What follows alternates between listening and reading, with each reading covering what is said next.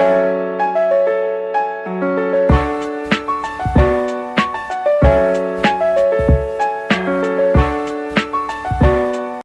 po, welcome back to my channel. So, kumusta naman kayo guys?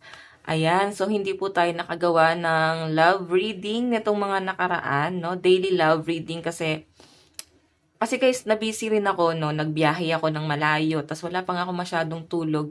Pero nakabawi na ako guys, natulog ako ng magdamag, ganon. And nag-birthday rin yung mother ko, so medyo naging busy rin po talaga yan. So sana'y maunawaan nyo guys, no? Kung ba't hindi tayo nakagawa ng daily love reading, daily pa man din, tas hindi tayo gumawa. Okay, so ayan guys, tignan natin. Ano ba ang inyong daily love reading? Kanino bang energy yung masasagap natin? Pero bago tayo guys mag-start, maraming salamat sa'yo. Dahil hanggang ngayon ay nandito ka pa rin, nakasupport sa aking munting channel. So maraming salamat sa'yo. Malaking tulong din yan guys sa pag-grow ng ating channel. And soon, baka mag-live tayo. Pero balansahin ko muna, no? Balansin ko muna. Kasi madalas live ako doon sa TikTok natin, sa Jade Tarot sa TikTok. Pero itatry ko dito, pag nagkaroon ako ng time, i-announce ko naman yan. Or biglaan na lang guys. Basta hindi ko rin masasabi kung kailan ako magkakaroon ng maluwag na time. Pero yes, magla-live tayo guys. No? Para pambawi ko rin sa inyo guys. Okay? So maraming salamat po. Okay, so simulan na natin to. Kanino bang energy yung masasagap natin? Tignan natin muna sa energy mo. Okay, ano ang nararamdaman mo sa person mo? So yun guys, comment ka lang dyan. Kini-cleanse natin yan. Dinadasalan ko po lahat ng nagko-comment na sana'y mawala na lahat ng sakit na pinagdadaanan mo. And marami rin guys nagme-message sa akin na may mabigat na pinagdadaanan na parang sinasabi, Madam, sama mo ko sa sa pa-cleanse mo, sa dasal mo. Yes, nagdadasal naman tayo araw-araw para matulungan ko kayo kahit paano. Diyan na lang ako guys makakabawi sa inyo. Okay? So, ayan. Energy mo, anong nararamdaman mo sa person mo? Okay, ano bang nararamdaman mo sa person mo? Nararamdaman mo sa person mo? Nararamdaman mo kay person?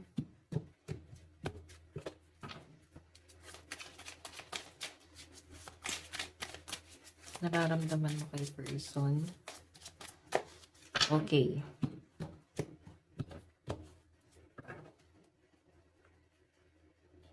Okay, nararamdaman mo kay person. Ito yung energy mo. Tignan naman natin kay person. Ano naman ang nararamdaman ni person? Ayan, baliktad yung card. Anong nararamdaman ni person mo sa'yo? Okay? Ano ang nararamdaman ni person sa'yo? Nararamdaman ni person mo? Anong nararamdaman ni person mo? Okay. Ayan. Okay, so guys, masyadong dikit. Energy muna na person, no? Anong nararamdaman ni person mo sa'yo ngayon? Meron tayong judgment. Oh, alam nyo guys, nakikita ko na full support si person sa'yo. Sobrang proud siya kung ano man ang nararating mo. Kasi yun, maaaring ikaw ay nagiging successful. Maaaring ikaw ay masaya sa kung ano man ang na-achieve mo sa buhay. Ano mang swerte ang meron ka ngayon guys. Sobrang proud sa'yo si person mo dito. Kasi judgment yung energy. And kung makita mo may hawak ka parang diploma, siguro nakagraduate na or finally malapit mo nang makuha to, no? Siguro this year gagraduate ka na sa course na gusto mo. Okay, so nakikita ko naman na maaaring hindi mo maramdaman yung mga taong inaasahan mo or ina-expect mo na susuportahan ka sa success mo, pero si person nandyan siya. Or maaaring kahit pwedeng hindi mo siya guys nararamdaman, hindi mo naman din nararamdaman na parang nakasupport siya sa inyo. Kasi naka-blur yung mga tao sa likod, oh. Okay, hindi mo siya nararamdaman, parang di naman madam naka ano yan. Parang di naman ako sinusuportahan yan. So, I think, hindi mo lang masyadong ina-appreciate din si person sa mga maliliit na effort na ginagawa niya para sa inyong dalawa. So, siguro kasi ganyan siya eh. Siguro talaga yung love language niya. Medyo hindi mo mararamdaman. Baka parang hangin siya. So, tingnan natin guys, ano naman ang tingin sa inyo ni person. Ace of Cups. Tingnan mo, Ace of Cups, overflowing, pure yung love. Sobrang alam niyo guys, yung parang gigising ka sa umaga, tapos sinasalubong mo yung sikat ng araw, tapos dumadampi sa balat mo yung hangin, na napakalamig, tas pakapi-kapi lang. So, alam nyo, ganun yung nafe-feel ni person. Sobrang kampante, sobrang relax. Siguro ikaw yung comfort zone niya, ikaw yung pahinga niya. Ganun kanya tignan dito. Okay? Ikaw yung tipo ng tao na kahit hindi kayo gano'n nag-uusap, siguro best friend kayo before or magkaibigan kayo bago kayo naging lovers, no? Or baka magkaibigan pa kayo ngayon, baka wala pang label to. Pero yun guys, yung nafe-feel kong energy, sobrang kampante sa'yo si person. Okay? So, tignan naman natin guys, ano naman yung magiging action ni person. Meron tayong the star. Oh my God, napakaganda ng card, no? Kasi the star to, pinapangarap ka ng person mo. Okay? Tignan mo, tinitignan ka lang niya dito guys na unti-unti mong nakukuha yung pangarap mo. Kasi the star na to guys eh. Okay, na nakukuha mo na yung mga bagay na gusto mo, mga bagay na hindi niya siguro guys maibigay sa inyo. Tinatanaw ka lang niya, sabi ko sa inyo eh. Tinatanaw ka lang nito, sabi ko sa inyo guys, full support si person. Kahit minsan hindi mo siya guys maramdaman kasi pwedeng busy rin. Okay, pero alam nyo guys, siguro ikaw nagkaroon ka maaring may pinagdaanan ka na hindi mo nararamdaman eh. I think mataas ang IQ mo. Okay, kasi ang matataas ang IQ, mga nagiging insensitive yan sa feelings ng ibang tao. So, si person mo siguro, ayan, wag kayo guys matitrigger, no? Pero ito yung sabi ko sa inyo, sasabihin natin lahat dito, kahit na pangit sa side mo, no? Medyo nagiging selfish ka kasi hindi mo siya nararamdaman minsan. Ginagawa mo yung mga bagay na makakabuti lang din sa nararamdaman mo. So, minsan try din natin guys pakiramdaman yung pakiramdam ng person natin. Kasi, nakikita ko sa kanya, medyo naiitsapwera mo siya. Medyo, di mo siya nafe-feel or minsan binabaliwala mo siya. Okay? Kasi, nafe-feel mo na ikaw lang yung nasasaktan. Okay? Siguro kasi, nafe-feel mo na si person, hindi ka naman niya pinapansin. So, di ba? Sino pa dapat ang masaktan? So, yan, na ano naman kita dyan. Pero, siguro guys, ito talaga yung love language ni person mo. Okay? Kasi, nakikita ko naman supportive siya sa inyo eh. Nandun ka sa point na parang feeling mo, nakuha mo yung success na to sa sarili mo lang, na para bang hindi ka tinulungan nito ni person mo. Siguro kasi guys, nakikita niya na mas sapat yung pera mo or sapat na meron ka, siya nga wala. Para bang, pero dapat di ba natutulungan ka niya? Kahit pa paano, kahit moral support or pwedeng sa financial. Siguro yun yung hindi mo nakukuha sa kanya. Nafe-feel niya kasi guys, alam nyo, yan papaliwanag ko sa inyo kung bakit gano'n na hindi mo nakukuha yun. I think, nakikita niya na mas lamang ka sa kanya, mas mataas ka sa kanya. So, yung respeto niya sa inyo guys, nandun sa point na para bang, baka maliit yung may offer niya, baka maliitan ka, or pwedeng yung may offer niya guys is hindi mo masyadong ma-appreciate, pero siguro itry mo ipaliwanag sa person mo na kahit malaking bagay man yan, maliit na bagay yan, basta bukal naman sa puso niya is tatanggapin nyo. Okay? Kasi medyo ano kay si person mo, mahiyain siya. Hindi lang halata, no? Oo. Yun ang nakikita ko sa kanya. So, tignan natin guys yung magiging outcome dito sa ginagawa niya. O, diba? Four of Wands, so, celebration. Wedding rin kasi guys yung Four of Wands. Wedding or maaring may mga bagay na magkakaintindihan din kayo guys. Maaring ngayon hindi lang kayo totally nagkakaintindihan. May mga pinagdadaanan kayo dito. So guys, malakas ang energy na may mga dito same sex. Oo, magkarelasyon, ganun. And yung iba naman dito guys, maaring friend kayo, walang label, or pwedeng doon kayo nagsimula hanggang sa naging lovers kayo. Okay? So, ayan. Tignan natin guys yung bottom of the deck. Meron po tayong Ace of Swords and Ten of Swords. Alam nyo guys, kung ikaw nafe-feel mo na para bang di mo maramdaman si person, pero alam mo, ikaw mas nagiging masaya ka eh. Mas madali mong nakukuha yung happiness mo, mas madali mong nakukuha yung success mo. I think si person mo, hindi siya guys ganun ka-showy kasi hindi mo rin mararamdaman sa kanya parang dinidibdib niya yung mga problema niya kasi parang sinasarili niya eh. Medyo nagiging insensitive lang din talaga siya. Okay, kasi nandito yung Ace of Swords, medyo immature lang minsan si person mo. O, parang gusto niya rin guys ng binibaby siya, hindi lang halata, no? Kasi yung energy niya guys, tahimik, parang nasa gilid lang. Pag hindi mo siya hinulugan ng piso, hindi gagana. Ginawa robot, no? Parang ganun yung na-feel ko sa kanya. So guys, sa side ni person, malakas po ang air sign, Aquarius, Gemini, Libra, Cancer, Pisces, Scorpio, Aries, Leo, Sagittarius. So tignan natin guys, ano naman po ang nararamdaman mo sa person mo. Meron tayong the moon, sinungaling siya. may tinatago siya sa inyo. Hindi siya guys naging faithful. Iba kasi yung faithful sa loyal, di ba? Loyal, pwedeng magloko, pero babalik pa rin sa inyo. Ang faithful naman guys, talagang faithful sa inyo. Talagang ikaw lang yung gusto niya. Talagang honest, ganon. Okay, lahat ng galaw niya guys, ina-update niya sa inyo.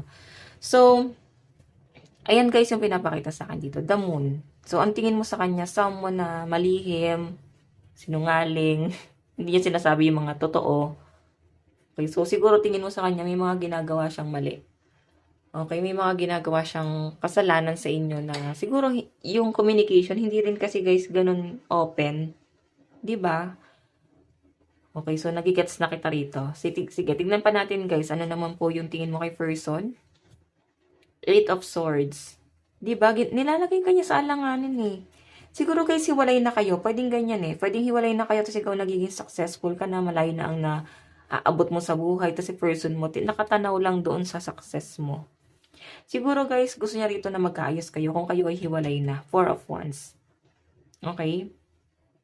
Gusto niya na magkaayos pa rin kayo, magkaroon ng wedding, magkabalikan kayo, ganyan. Pero matagal ka kasi nakamove on sa kanya. Titingin mo sa kanya, nilagay ka niya sa komplikadong sitwasyon. Nilagay ka niya sa, parang na-stuck ka dun sa sitwasyon. Eight of Swords, tagal ka naka-recover or masakit din yung ginagawa niya sa inyo, guys.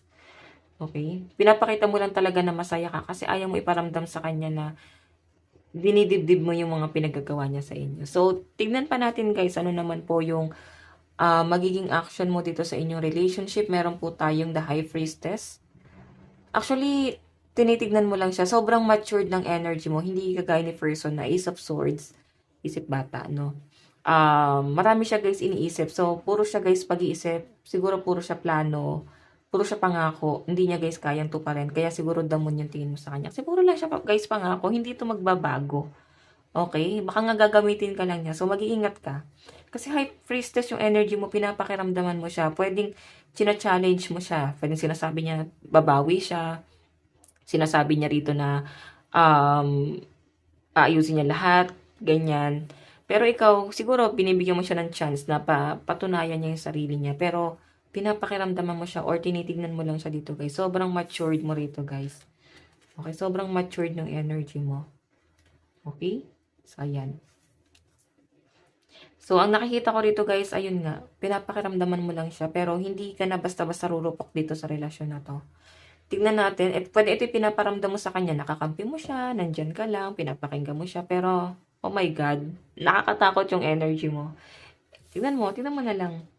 Ito yung pinaparamdam mo sa person mo, kakampi ka niya, nandito lang siya. Hindi mo pinaparamdam sa kanya nakaaway ka. Pero yung totoo, alam mo lahat. Hindi mo nilalabas lahat ng alas mo. Sobrang guys, sobrang napaka-mysterious mo. Okay? So, I think, eto kasi tignan mo, ito yung alam niya eh. Ito yung alam niya sa'yo, masayahin, go with the flow, wala masyadong pinoproblema, wala masyadong stress. Kaya siya guys nagiging kampante sa inyo. Pero ikaw, deep inside, talagang napaka-matured mo. Hindi lang talaga guys halata sa inyo. So, tingnan natin guys ano naman po yung outcome. Three of Swords. So, yes. I think nilagay ka sa third party. Or pwedeng ikaw meron ka ng ibang ine-entertain tapos bumabalik itong si person mo. Or pwedeng meron ka ng ibang karelasyon at bumabalik tong si person mo. Kumbaga, di ba parang ang weird na para bang nagiging third party ba si person mo ngayon? Pero guys, siguro ina-entertain mo lang siya kasi medyo cold din siguro yung other person na ina-entertain mo. Okay? So, ikaw napaka-logical mo pagdating sa mga ganito. Sobrang, advanced ka mag-isip. So, I think ikaw na-overcome mo na to dahil nga sa pinagagawa sa inyo ng person mo na to na nasta ka ng matagal ngayon. Sobrang positive ka na. Okay? So, I think wala kang pipiliin sa dalawang tao na yan. Pwede kasi guys na nilagay ka nito ni past person sa third party or pwedeng nandun ka sa sitwasyon ngayon na yan. Nalalagay ka sa third party. Or pwedeng ikaw tong nagkakaroon ng third party. Okay, bottom of the deck. Ten of Swords. Hindi mo pa rin guys makalimutan yung mga sakit na ginawa sa inyo ng person mo. Maring ito lang yung nakikita niya sa inyo. Sobrang saya mo. Napatawad mo na siya. pinaparamdam mo na kakampi ka ngayon. Pero guys, hindi mo makalimutan yun. Masakit para sa lahat ng ginawa niya. And sa sobrang sipag mo lang talaga kung bakit nagiging okay yung energy mo, kung bakit nakukuha mo yung success, nagkakaroon guys ng magandang outcome yung paghihirap mo. Sobrang madiskarte. 7 of Wands, nakikita ko na puputulin mo rin yung communication mo sa taong to kasi hindi na worth it. Okay, hindi na guys magiging okay. Kahit patawarin mo pa yan. Okay na lang din siguro sa inyo guys maging friend mo siya. Hanggang doon na lang. Oo. So guys, sa side mo, malakas ang ear sign, Aquarius, Gemini, Libra. Okay?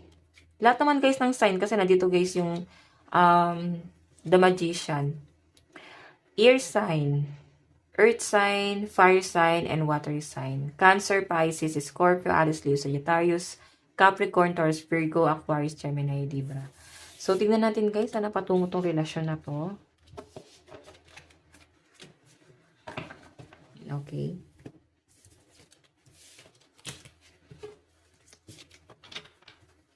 Tingnan natin. Sana patungo tong relasyon na to. Spirit guide.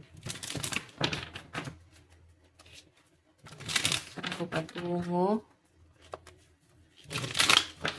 Mas focus tayo sa energy nyo guys. Okay? Sana patungo to. Meron tayo, diba? Susuyuin ka guys, Susuyuin ka nitong taong to. Actually, maaaring napatawad mo na siya. Wala nang issue sa yung mga nangyari. Okay. Sobrang nag-matured ka sa lumipas na panahon. Siguro nung nakilala ka niya, isip bata ka pa nun. Madali ka pang paikutin, madali kang i-manipulate. Pero totoo lang guys, maaaring gagawin yan para sa sarili niyang interes. Okay? Siguro kasi wala na guys naniniwala sa kanya Kahit yung family niya. Ace of Pentacles. Wow. Ang ganda rin ng daloy ng pera mo dito, guys. Oo, sobrang ganda. And ine-enjoy mo yung fruit of labor mo. Meron tayong The Hierophant. So, I think pag-uusapan nyo to, guys. Para bang pakikinggan mo siya, hindi aware yung person mo na ikaw ay mataas ang sense of humor mo. Kasi ang pinapakita mo lang sa kanya, isip bata kayo Ang galing mo mapanggap dito, guys. Pero sa totoo lang, guys, napapaikot mo siya. Akala niya napapaikot ka niya. Okay? Hindi ka darating sa point na meron kang big amount of money or napapatunayan sa sarili mo kung hindi ka matalino. Okay? Di ba yun, Nagkakaroon ka ng stability pagdating sa inyong pentacles. Sobrang ganda kasi 9 of Pentacles, guys. Ano to, guys? Stability. Okay, nagkakaroon ka ng stability and the Fool. Nakikita ko sa inyo, guys, na sobrang ka lang. Jolly. Si person mo, masyado niyang dinidiktahan yung mga bagay na gusto mo. And ayaw mo rin ng ganun. Yung masyado kang kinokontrol. So, meron po tayong Queen of Pentacles. Yung iba sa inyo, guys, meron talagang LGBTQ. Okay, parehas kayong maayos din naman ng pera. Okay, pero siguro nakikita niya na maganda yung tandem yung dalawa. Para bang magiging okay kayo pagdating sa financial. Kung magsasama kayo, ayaw niya rin naman mapunta sa iba. Okay, or mapunta sa iba yung pinaghirapan niya. Pero I think guys, hindi ka makapag-decide kahit anong gawin niya rito. Kasi sinayang niya na yung pagmamahal Ang gusto mo rito guys, mag-effort siya. Okay, hindi guys, effort lang na ganito ganyan. Yung parang ipakita niya na hindi pentacles yung habol niya sa inyo. Parang kailangan mag-effort siya rito gamit yung kanyang financial or ilibre ka niya, di ba? So, I think di mo yung nararamdaman sa kanya kasi puro tayo pentacles dito, guys. Kaya ako nasabi. So, minsan naman kasi, guys, wag tayo masyadong lumaki ang ulo porque meron na tayong pera, papatunayan sa buhay natin. So, maglalaki yung ulo natin, okay? Kailangan down to earth ka pa rin. Tignan natin yung mensahe ni person mo sa'yo. Mensahe ni person. So guys, ayan, malakas pong energy ng mga water sign. Si person mo is water sign. Cancer, Pisces, Scorpio, Capricorn, Taurus, Virgo. Okay?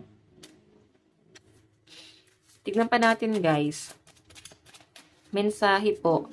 Mensahe ni person mo sa'yo ngayon. Meron po tayong, ayan, baliktad pala yung card ko. I feel you even though we are apart. So I think, magkaibigan kayo ulit. And I think, yun yung mas gusto mo. Parang kontento ka na sa ganun na lang. Okay, na parang napatawad mo na, wala nang kasalanan. Tignan pa natin, meron po tayong I left you before you could leave me. So, alam nyo guys, yung katwiran ng person mo sa'yo, medyo, ano siya guys patanga. Alam nyo yun, yung mga sinasabi niya na, iniwan kita kasi ganito, ganyan. So, di ba medyo ano siya guys, gaslighting, no, ginagaslight ka niya. So, I think iniwan ka ng person mo. O, iniwan ka talaga niya. Kasi lagi mo siguro siya guys, pinagbabantaan na, iwan kita, ganito, ganyan. Ganun naman, di ba, pag babae, ganun naman talaga, puro banta lang, pero hindi naman nila itutuloy kasi kayang magtiis ng mga babae. Pero kung lalaki guys, isang beses lang yan mag-decide, talagang totoo na yon. Ganun ang mga lalaki, di ba? Parang titiisin nyo, parang parehas naman nagtitiis, babae at lalaki, walang ano yan issue. Okay, so tignan natin guys, iniwan ka ng person mo, aminado siya. So, tignan pa natin, mensahe ni person, meron tayong, I want to tell you how I feel. Gusto niya na pakinggan mo pa rin siya, guys. Ano yung mga gusto niyang, marami siyang gustong ipaliwanag. Ganon. Gusto kanyang, guys, i-win back. Okay? So, kung bakit, I think, meron siyang intention. 'Di ba? I am grateful for the spiritual lesson. Marami siyang natutunan nung naghiwalay kayo or di na kayo okay. Pwedeng wala kayong label na to. So, ayan guys, ito lang naman po ang inyong daily love reading. Sa mga nais pa lang mag-avail ng private reading, ay nandyan na po sa ating description box below yung link kung paano nyo ako guys kukontakin, okay? Or pwede nyo ako guys i-direct message, Jade Tarot. Ayan, sa Facebook, okay? So, ayan guys, maraming salamat po. Hanggang sa muli, God bless and love you all. Thank you!